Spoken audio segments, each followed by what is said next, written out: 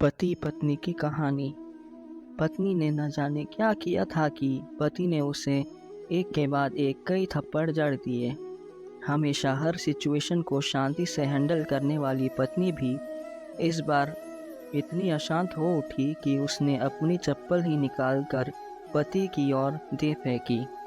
पति आग बबूला हो चुका था, उसका मुंह गुस्से से लाल हो चुका था।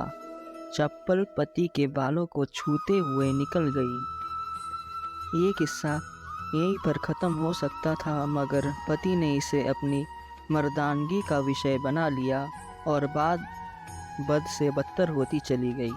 अब वो अपने पत्नी को नीचा दिखाना चाहता था।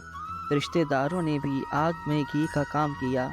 किसी ने कहा, जो औरत अपने पति को चप्पल से मार सकती है वो ना ही तो वफादार हो सकती है और ना ही पतिव्रता।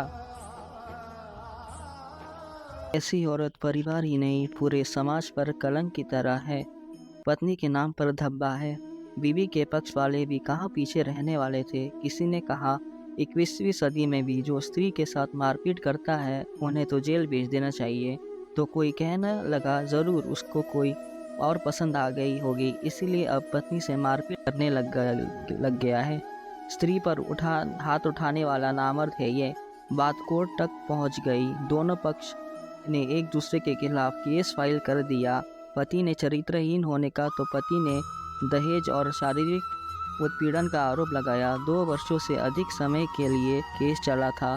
इन 2 वर्षों के दौरान दोनों पति पत्नी अलग अलग रहने थे। वो एक दूसरे से नफरत करने लग गए, एक दूसरे के नाम से भी वो दोनों चिढ़ने लगे। इन 2 वर्षों के दौरान दोनों पक्षों के समर्थकों की समस्या कम हो गई थी। पहले जहां दोनों पक्षों में समर्थकों का समूह होता था, अब गिने चुने लोग रह गए थे। पति और पत्नी दोनों की आर्थिक स्थिति भी इस समय के दौरान नीचे गिर चुकी थी, जिन्हें वो अपना शुभचिंतक समझ रहे थे। पैसों की बात आते ही उन्होंने भी अपने पलड़ा झाड़ दिया। अगर कोई देने को राजी भी हुआ तो मोटे ब्याज की शर्त पर। उन दोनों को एहसास होने लगा कि उन दोनों ने कितनी बड़ी गलती की है। आखिरकार वही हुआ जो सब चाहते थे, डाइवोर्स।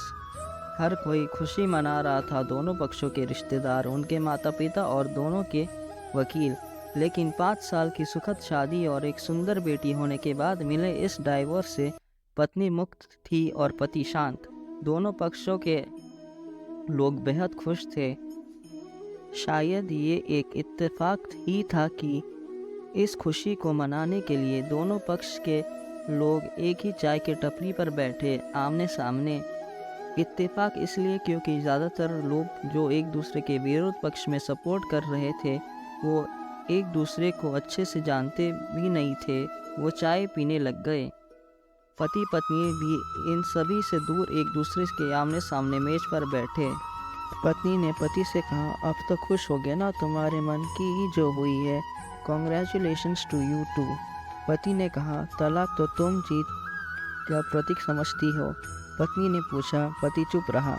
थोड़ी देर की शांति के बाद पति ने ये कहा, मुझे तुम्हारे 5 लाख रुपए अभी और हर महीने 8,000 देने का आदेश है। अभी मेरे पास पैसे नहीं है, इसलिए हमारा मतलब मेरा जो सिटी में फ्लैट है उसे तुम्हारे नाम कर देता हूँ। पत्नी बोली, लेकिन उस फ्लैट की कीमत तो 18 लाख की है। हाँ, लेकिन हमारी बेटी तुम्हारे साथ है और आगे जाके उसके खर्चे भी बढ़ेंगे, तुम्हें थोड़ी आसानी होगी। पति ने कहा, नहीं नहीं, मुझे सिर्फ 5 लाख ही देना और तुम हर महीने 8,000 तो देने ही वाले हो, मैं मैनेज कर लूँगी। अगर 5 लाख नहीं है तब भी कोई बात नहीं, पत्नी बोली। दोनों फिर से शांत हो गए। पति सोचने लगा, कितनी भोली और समझदार है ये औरत, जो कुछ समय पहले एक मेरी पत्नी थी और अब अनजान। ये वही है जो कम से कम खर्च में घर चलाती है और पैसे बचाकर मेरे जन्मदिन और बर्थडे पर हमेशा मेरे लिए नए कपड़े खरीद लाती है। कभी बीमार भी हो जाती तो पैसे बचाने के लिए मुझे मालूम ना होने देती और घरेलू नुस्खों से अपना इलाज कर लेती। मगर घर में कोई और बीमार होता तो तुरंत डॉक्टर के पास लेकर जाती। मेरी ही मति मारी गई थी। मैं ही अपनी झूठी मर्दानगी के चक्कर में इतनी बड़ी गलती कर बैठा। पत्नी के दिमाग में भी उथल पुथल चल रही थी। अभी भी वैसा का वैसा ही है। पहले भी खुद से ज़्यादा हमारे बारे में सोचता था और अब भी वही कर रहा है। ये वही आदमी है जो मुझे एक्सीडेंट से बचाने के लिए खुद मोटरसाइकिल के आगे कूद पड़ा था और अपनी उंगली तुड़वा बैठा था। पता नहीं कौन से मनहूस घड़ी में मैं झगड़ा कर बैठी। पति ने मौन तोड़ते हुए पूछा, अब तुम्हारा कमर का दर्द कैसा है? ज़्यादा तकलीफ़ तो नहीं होती? पत्नी हल्का सा मुस्कुराई और बोली, अभी भी होता है, अब तो पेट में भी क्रैम्प्स होते हैं। वो तो होगा ही, तुम योगा या कसरत भी तो नहीं करती। अब किसी गायनेकोलॉजिस्ट को ज़रूर दिखा देना, पति ने कहा। तुम बताओ, तुम्हारा अस्थमा कैसा है अब? क्या अब भी दौरे पड़ते हैं? पत्नी ने पूछा। हाँ, पड़ते हैं, पहले से ज़्यादा, क्योंकि अक्सर इन्हेलर भूल जाया करता हूँ याद दिलाने के लिए, तुम जो नहीं हो अब, पति बोला। पत्नी की आंखों में आंसू आ गए। वो बोली, तुम्हें मेरे चरित्र पर सवाल नहीं उठाना चाहिए था तो ये परिस्थिति आती ही नहीं। हाँ, मैं जानता हूँ तुम बहुत अच्छी हो, मुझे गलती हो गई, बहुत बड़ी गलती। मैं लोगों के बहकावे में आ गया था, पति बोला।